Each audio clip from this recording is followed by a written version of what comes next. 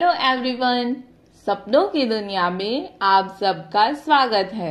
तो चलिए आज की एक बहुत ही मजेदार कहानी शुरू करते हैं, जिसका नाम है चूहे की शादी। गंगा नदी के तट पर एक सुंदर सा आश्रम था। उस आश्रम में एक ज्ञानी सन्यासी रहते थे।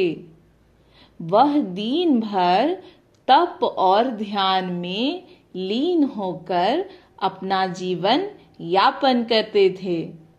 एक दिन जब गुरुदेव नदी में नहा रहे थे, उसी समय एक बाज अपने पंजे में एक चूहिया लेकर उड़ा जा रहा था। जब बाज गुरुदेव के ऊपर से निकला तो चूहिया अचानक बाज के पंजे से फिसलकर गुरुदेव की अंजलि में आकर गिर गई। गुरुदेव ने सोचा कि अगर उन्होंने चूहिया को छोड़ दिया तो बाज उसे खा जाएगा, इसलिए उन्होंने उसे अकेला नहीं छोड़ा और उसे पास के बरगद के पेड़ के नीचे रख दिया और नहाने के लिए नदी में चले गए।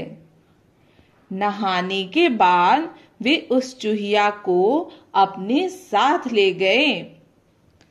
रास्ते में उनके मन में एक विचार आया और उन्होंने उस चूहिया को अपनी शक्ति से एक छोटी लड़की बना दिया और अपने आश्रम में ले गए।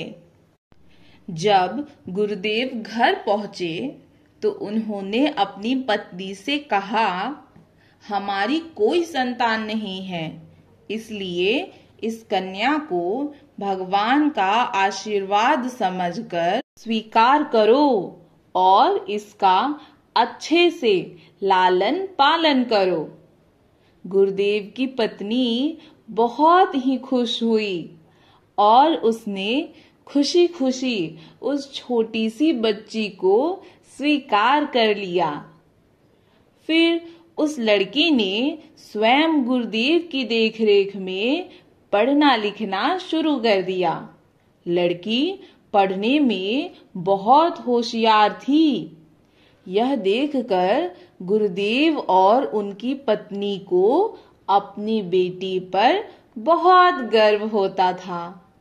एक दिन गुरुदेव की पत्नी ने गुरुदेव से लड़की के विवाह के विषय में बात की।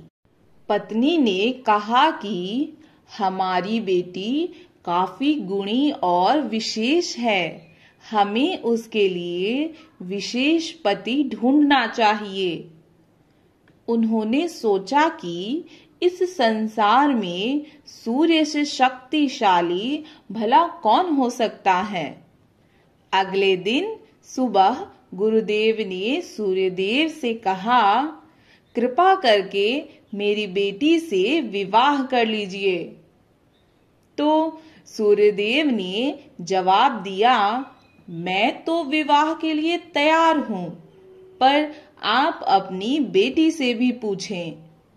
जब गुरुदेव ने अपनी बेटी से पूछा तो उसने विवाह के लिए मना कर दिया और कहा, पिताजी, सूर्य तो पूरी दुनिया को रोशनी देते हैं, पर वह तो बहुत गर्म है, जो भी उनके पास जाता है वह भस्म हो जाता है।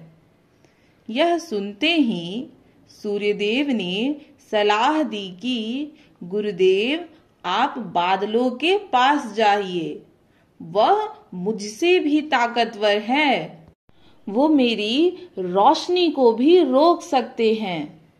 यह सुनने के बाद गुरुदेव ने बादलों को बुलाया और कहा, बादलों के राजा, मेरी पुत्री को अपनी पत्नी के रूप में स्वीकार करें।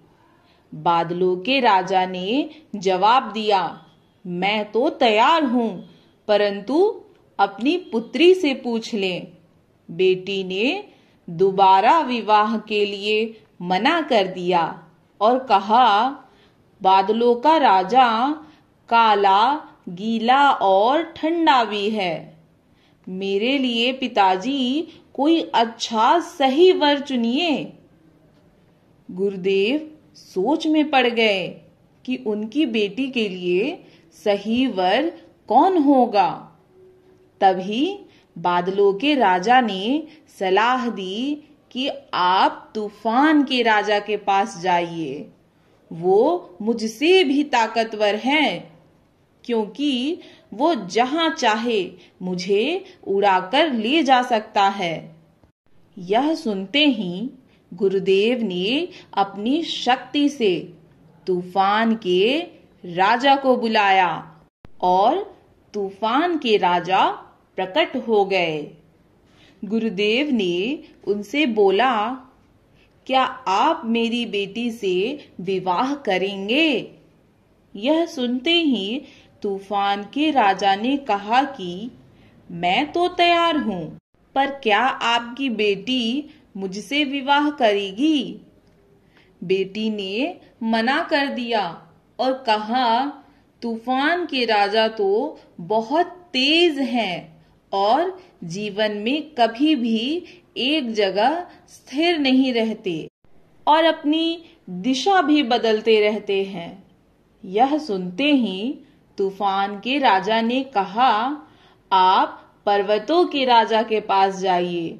वो मुझसे भी ज्यादा ताकतवर है। वो मुझे भी रोकने की शक्ति रखते हैं। यह सुनते ही गुरुदेव ने अपनी शक्ति से पर्वत को बुलाया। जब वे प्रकट हुए तो गुरुदेव वही प्रश्न दोहराए जो उन्होंने पूछा था, क्या आप मेरी बेटी से विवाह करेंगे? पर्वतराज ने कहा, मैं तो राजी हूं आपकी बेटी से विवाह करने के लिए। एक बार आप अपनी बेटी से भी पूछ लीजिए।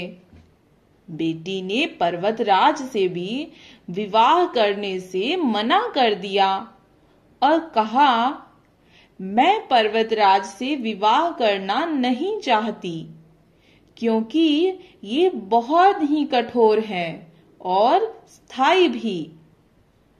गुरुदेव चिंतित होकर सोचने लगे, पर्वतराज से भी अच्छा वर उनकी बेटी के लिए कौन हो सकता है। सोच में पड़ते देख पर्वतराज ने सलाह दिया, क्यों ना आप चूहों के राजा से पूछे।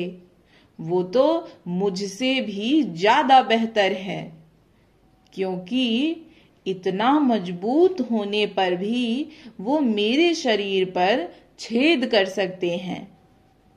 यह सुनते ही गुरुदेव ने जल्द ही अपनी शक्ति से चूहों के राजा को बुलाया। जब चूहों का राजा आया तो गुरुदेव के सवाल करने पर उसने भी विवाह के लिए हाँ किया और कहा, मैं तो तैयार हूं। आप अपनी बेटी से एक बार पूछ लें। जब गुरुदेव ने अपनी बेटी को चूहों के राजा से मिलवाया तो वह खुश हो गई और शर्माते हुए विवाह के लिए हाँ कर दिया। यह जानकर गुरुदेव बहुत खुश हुए और फिर उन्होंने अपनी शक्ति से अपनी बेटी को एक सुंदर चूहिया के रूप में बदल दिया और इस तरह से दोनों का विवाह करा दिया। शिक्षा। इस कहानी से हमें यह शिक्षा मिलती है कि हम अपने अस्तित्व को खुद से कभी भी अलग नहीं कर सकते, क्योंकि वो हमारे जन्म से हैं और हमारे खून में हैं।